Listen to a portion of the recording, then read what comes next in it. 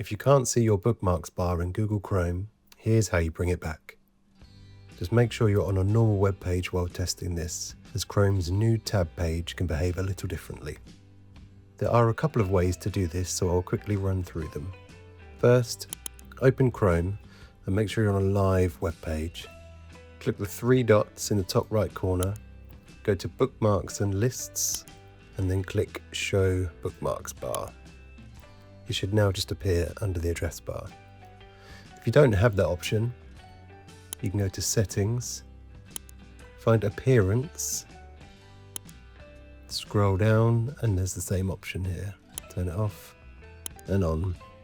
You can also use the keyboard shortcut, which is Control, Shift, and B. So off, Control, Shift, B, off, on, off, on.